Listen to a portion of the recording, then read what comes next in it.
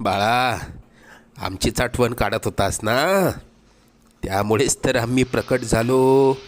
अरे मायबाप मानतोस ना आम्हाला, मग तुला पैशांची गरज असताना सांगायचं ना. कोणापुढेही हात पसरू नकोस. लोक 2-4 हजारांची मदत करतीलही, पण तुझ्या मागे सर्वांना तुझी मजबुरी हसत सांगतील. आता तुला कोणापुढे हात पसरण्याची वेळच येणार नाही. तू आजपर्यंत भरपूर दुःख सहन केलंस.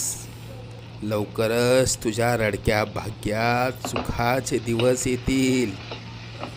तुझ्या मनात असलेली इच्छा पूर्ण होऊन अक्कलकोटला पेढे घेऊन येणं होईल. येशील ना आम्हाला भेटायला अक्कलकोटला? सगळं मनात